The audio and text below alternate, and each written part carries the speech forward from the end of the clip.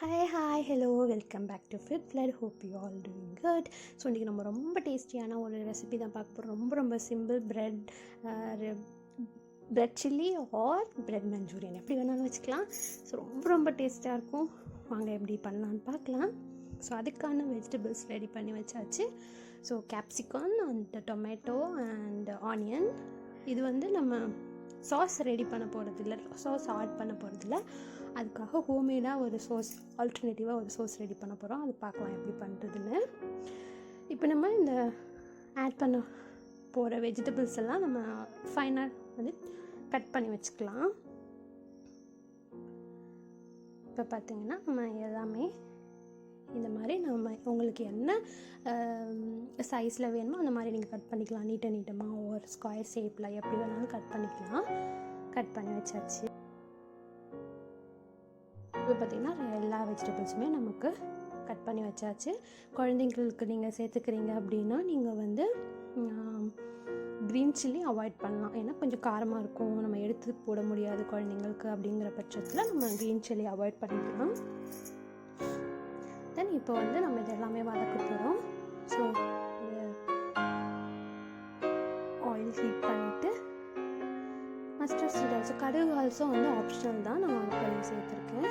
தென் நம்ம கட் பண்ணி வச்சுருக்க எல்லா வெஜிடபிள்ஸுமே ஒரே சேமாகவே எல்லாமே ஒன்றாவே நம்ம வந்து வேக வைக்கலாம். இது வந்து ஸ்டெப் பை ஸ்டெப் இது போடணும் அது போடணும்லாம் இல்லை, எல்லாத்தையுமே ஈக்குவலாகவே போட்டு ஒரு 75%. ஏன்னா மஞ்சூரியன்னாலே நம்ம வெஜிடபிள்ஸ் எடுத்து சாப்பிட்டா தான் அதோட டேஸ்ட் செம்மையாக இருக்கும்.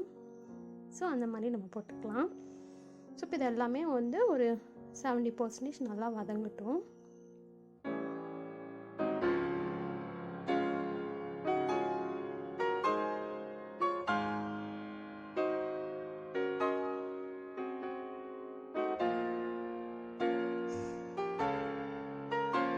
ஸோ நம்ம ஆயில் மட்டும்தான் ஆட் பண்ணியிருக்கோம். எக்ஸ்ட்ரா நம்ம வாட்டர் எதுவுமே ஆட் பண்ண தேவையில்லை. இதில் எக்ஸ்ட்ரா அடிஷ்னலாக வாட்டர் தேவையே இல்லை.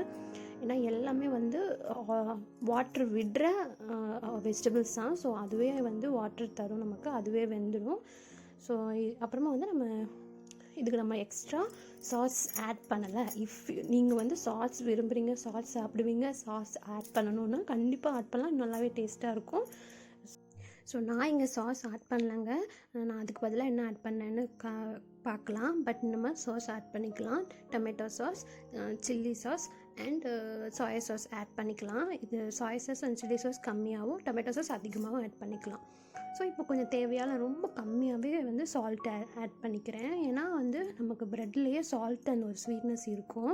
தென் லைட்டாக ரொம்பவே பிஞ்ச் ஆஃப் டர்மரிக் ஆட் பண்ணிக்கிறேன். ஏன்னா வெஜிடபிள்ஸ்னால நம்ம என்ன வெஜிடபிள்ஸ் வந்து பண்ணாலும் ஒரு டர்மரிக் ஆட் பண்ணுறது நல்லது. ஸோ நான் ஒரு லைட்டாக ஒரு பிஞ்ச் ஆஃப் டர்மரிக் ஆட் பண்ணி நல்லா கிளறி விடுறேன். ஸோ இப்போ நம்ம வந்து நான் சாஸ்க்கு இன்ஸ்டெட் ஆஃப் சாஸ் நம்ம என்னென்ன ஆட் பண்ணுறதுன்னு பார்க்கலாம். இப்போ பார்த்திங்கன்னா நான் ஒரு 5லேருந்து 6 ரெட் சில்லி, காஞ்ச மிளகாய் வந்து தண்ணியில் ஊற வச்சுருந்தேன். ஒரு 10 minutes ஊற வச்சுருந்தேன்.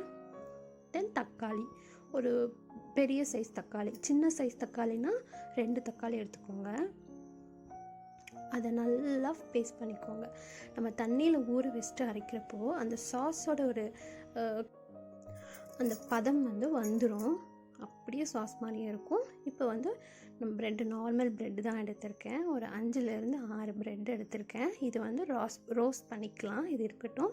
இப்போ வந்து இது பார்த்திங்கன்னா இதில் வந்து நம்ம அந்த அரைச்சி வச்ச தக்காளி அண்டு காஞ்ச மிளகாய் இருக்குல்ல, அதை ஆட் பண்ணி நல்லா வேகட்டும். அந்த சைடில் நம்ம வந்து ரோஸ்ட் பண்ணிக்கலாம் ப்ரெட்டை. பார்த்திங்கன்னா இதை ஆட் பண்ணி நல்லா வேகட்டும், அந்த பச்சை வாசனை போகட்டும். ஸோ இந்த மாதிரி இதே ஸ்டேஜில் தான் நம்ம வந்து சாஸ் ஆட் பண்ணாலும் டொமேட்டோ சாஸ் கொஞ்சம் எக்ஸ்ட்ராவாக ஆட் பண்ணிக்கோங்க. அண்ட் ஒவ்வொரு ஸ்பூன் வச்சு chilli and soya sauce add பண்ணிக்கோங்க. சோயா சாஸ் ஆட் பண்ணி நல்லா கிளறி விட்டுருங்க.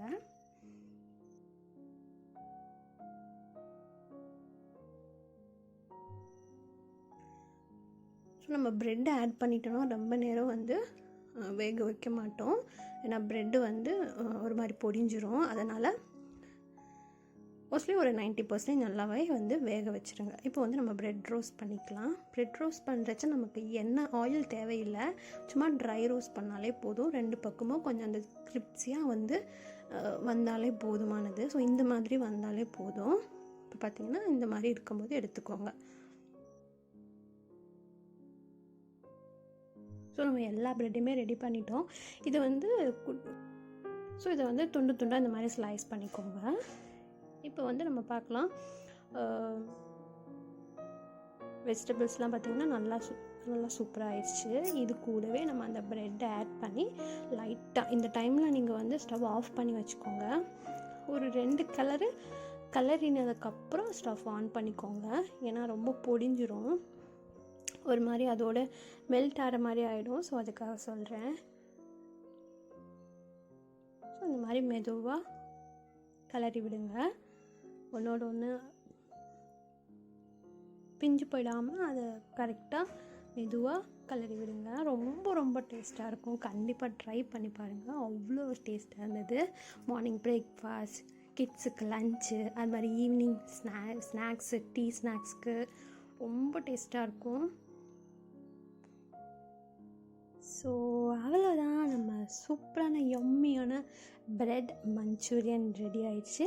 இது வந்து வேறு ஒரு பாத்திரத்தில் சர்வ் பண்ணி, அன்றைக்கி சாயந்தரம் செம்ம ரைனிங்.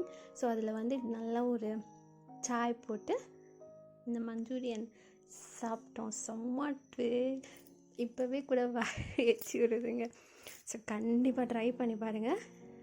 அண்ட் கிட்ஸுக்கெலாம் மார்னிங் வந்து பிரேக்ஃபாஸ்ட் ஒரு ஸ்நாக்ஸ் அதுக்கெலாம் ரெடி பண்ணி கொடுத்தா ரொம்ப விரும்பி சாப்பிடுவாங்க. கண்டிப்பாக கொஞ்சம் காரம் கம்மி பண்ணிக்கிட்டால் போதும்.